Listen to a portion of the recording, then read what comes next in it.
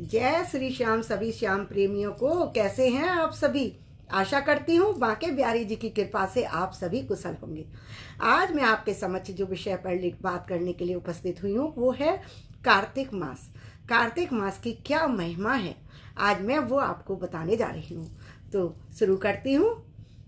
हिंदू धर्म शास्त्रों के अनुसार आश्विन मास के पश्चात जो मास आता है उसको कार्तिक मास कहते हैं। ये समस्त तीर्थों में, धार्मिक कृत्यों में अत्यंत पवित्र माना गया है। वर्ष 2023 में यह मास शरद पूर्णिमा के अगले दिन अर्थात 29 तारीख से 29/10/2023 से प्रारंभ हो रहा है, जो कि कार्तिक पूर्णिमा को 27/11/2023 को अर्थात देव दीपावली वाले दिन विश्राम लेगा। देव दीपावली होती है ना, जिस दिन देवताओं के सामने दिए जलाए जाते हैं, तो उस दिन विश्राम लेगा। शास्त्रों के अनुसार भगवान विष्णु ने कार्तिक मास के पुण्यों का विस्तृत रूप से बखान किया है और इसी विषय में ब्रह्मा जी कहते हैं, सभी मासों में कार्तिक मास अति पुण्यतम है। इस महीने देवता मनुष्यों के अति निकट होते हैं।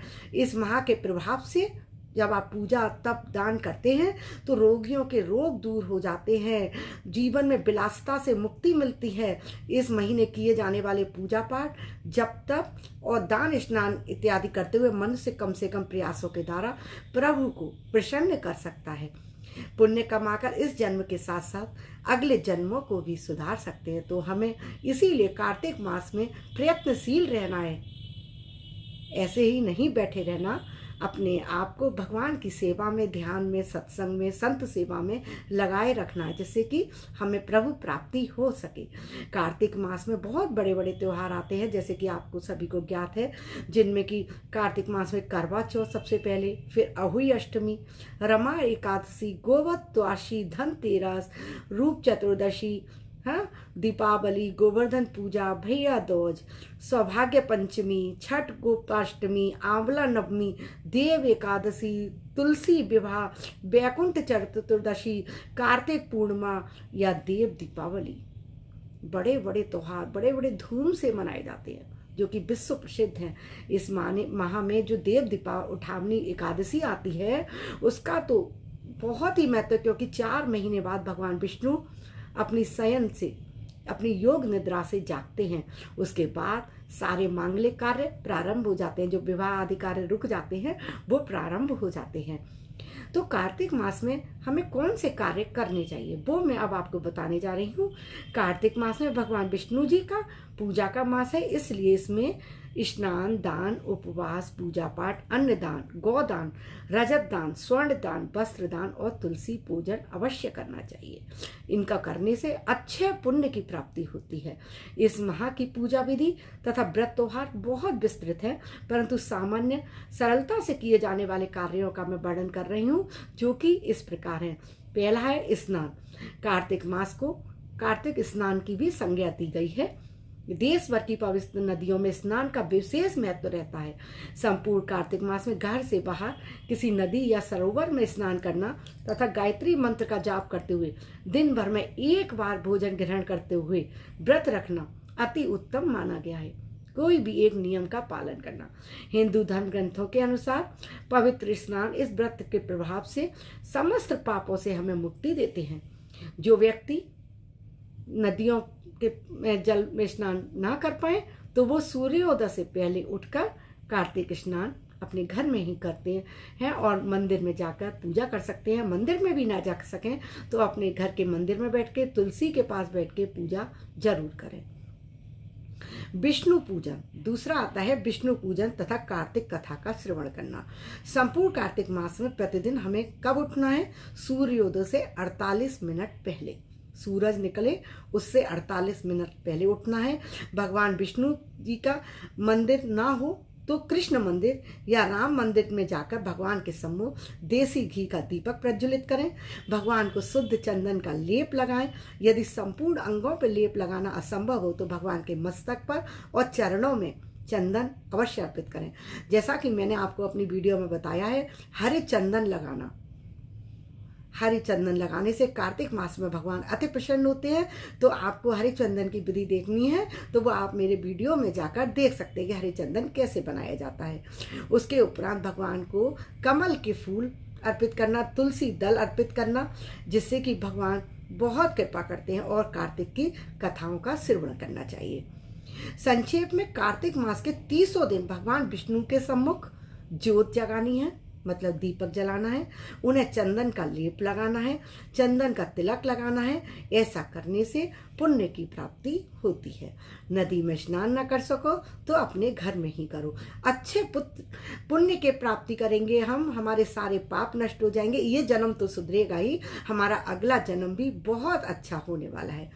भगवान विष्णु जी के मंत्रों स्तोत्र पाठ से भगवान की पूजा करें। इस प्रकार से संपूर्ण कार्तिक मास मुंह अंधेरे मंदिर जाकर, मतलब जब दिन ना निकला हो उसी समय मंदिर जाकर भगवान की अर्चना करने वाले नर और नारी के जीवन में दुख कष्ट कुछ भी नहीं रहते हैं।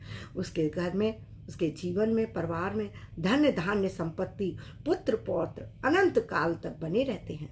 कार्तिक मास में तीसरा मैं उपाय बता रही हूँ, दीपदान। कार्तिक मास में तीसरा उपाय है दीपदान करना। इस मास में आने वाली देवउठान एकादशी का विशेष महत्व है। ऐसी मान्यता है कि इस दिन भगवान विष्णु 4 महीने की योग निद्रा से उठते हैं। इस दिन के बाद से सारे मांगलिक कार्य शुरू हो जाते हैं। तो कार्तिक मास के पहले 15 दिन और कार्तिक मास के बाद की 15 रातें वर्ष की सर्वाधिक काली रातों में आती हैं। लक्ष्मीपति के जागने के ठीक पूर्व के इन 15 दिनों में प्रतिदिन दीप जलाने से जीवन में नई दिशा मिलती है। किसी के जीवन में अंधेरा हो गया हो, बहुत दुखी हो, तो कार्तिक में आप भगवान के सम्मुख जब दिया जलाएंगे तो भगवान आपके जीवन में प्रकाश लाएंगे, खुशियां लेकर आएंगे। कार्तिक माह में पवित्र नदियों में, मंदिरों में दीपदान करना चाहिए। आकाश में भी दीप छोड़े जाते हैं। समस्त तीर्थों में, शिव, चंडी, सूर्य, अनन्य देवताओं के मंदिर में कार्तिक मास में दीप जलाने से, प्रकार करने से बड़ी प्रशंसा बताई गई है। इससे घर में धन आएगा। लक्ष्मी जी के लिए यह दीपक जलाकर प्रार्थना की जाती है कि अब जीवन में अंधकार दूर करके हमारे जीवन में प्रकाश देने की कृपा करें। कार्तिक मास में निम्नलिखित 5 स्थानों पर दीप अवश्य जलाना चाहिए। पहला है घर का मंदिर, या बाहर का मंदिर। दूसरा है तुलसी के वृक्ष पौधा है ना, उस जगह। तीसरा है नदी के तट पर, यदि यह संभव ना हो तो किसी भी जल स्रोत के पास, पानी के नल के पास। चौथा है बेडरूम में, यानी कि आपके शयन कक्ष में। और 5वां है रात्रिकालीन में, आकाश में, खुले आसमान के नीचे। इस प्रकार आपको ये 5 दीप अवश्य जलाने हैं। सूर्य को अर्घ जरूर देना है। प्रतिदिन तुलसी की पूजा अवश्य करनी है, जिससे कि आपको कार्तिक मास का पूरा पुण्य प्राप्त हो सके, सारे पाप मुक्त हो सके आप। तुलसी की पूजा शालिग्राम और दक्षिणावर्ती शंख रखकर यदि आप करते हैं तो आपको निश्चित ही फल प्राप्त होता है। नियम से देसी घी, तिल के तेल से इनकी ज्योत जलाएं, परिक्रमा लगाएं। कार्तिक में तुलसी जी की जब परिक्रमा करते हैं, तुलसी के पत्ते खाते हैं, उससे शरीर निरोग होता है और स्वस्थ बनता है। तुलसी की माला गले में धारण करें, जैसे कि मैंने धारण की हुई है। जिनको मार्केट से लाना असहज लग रहा हो, नहीं मिल रही हो, तो आपको मैंने अपने वीडियो में तुलसी माला बनाने की विधि भी बताई है और बहुत ही सरल विधि समझाई है। तो आप उसको देखकर अपने घर में भी तुलसी माला बना सकते हैं। कार्तिक मास से आप अपने गले में तुलसी माला भी जरूर धारण करें और वर्ष भर रहने दें उसको। अपने घर में और आसपास तुलसी के पौधे लगाएं, आंवले के पौधे लगाएं, जिससे कि तुलसी माता की, लक्ष्मी माता की हमें बहुत कृपा प्राप्त होती है, अनन्य पुण्य की प्राप्ति होती है। कार्तिक मास में दान अवश्य करना चाहिए। दान करने से कार्तिक मास में कई गुना फल प्राप्त होता है। जैसे अधिक मास का महत्व होता है, उसी प्रकार कार्तिक मास का इतना पुण्य है कि इस मास में आप कुछ भी करेंगे तो उसका 10 गुना पुण्य मिलेगा, अच्छे पुण्य की प्राप्ति होती है। कार्तिक मास में व्रत और पूजन करने वाले विद्वान, सदाचारी पुरुष निर्धन संबंधियों जैसे बहन के पुत्रों, पिता की बहनों अर्थात बुआ के पुत्रों, फूफा को अन्न, जल, वस्त्र आदि भेंट कर सकते हैं। इस संपूर्ण माह में गरीबों की सेवा करनी चाहिए, ब्राह्मणों को दान देना चाहिए, गौ सेवा करें, तुलसी का दान करें, तुलसी में जल अर्पित करें, उनको सींचें, अन्न दान करें, गाय दान करें, पशुओं को हरा चारा खिलाने का भी बहुत महत्व है।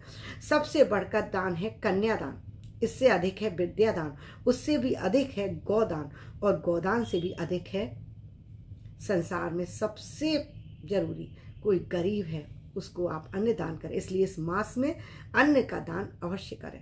भूमि दान करना आजकल असहज हो गया है, बहुत महंगाई का जमाना है, तो आप जितना कर सकें अपनी सामर्थ्य के अनुसार अवश्य करें। शास्त्रों में कहा गया है 7 समुद्र तक की गई पृथ्वी का दान करने से जो पुण्य प्राप्त होता है, 7 समुद्र तक दान करी गई धरती का जो पुण्य मिलता है वही फल केवल 1 सालिग्राम का दान करने से प्राप्त हो जाता है। तो कार्तिक मास में सालिग्राम का भी दान अवश्य करना चाहिए। आशा करती हूँ आपको कार्तिक की महिमा समझ आ गई होगी और कार्तिक में क्या क्या दान पुण्य सेवा करनी है, कौन से नियम धारण करने हैं, वो मैंने आपको सब बताया है। आशा करती हूँ सब अच्छे से आपको समझ आ गया होगा। इसी प्रकार मेरे वीडियो पर बने रहिएगा, ऐसे ही सुंदर सुंदर प्रसंग लेकर आती रहूंगी आपके लिए। अभी के लिए विदा लेती हूँ। राधे राधे।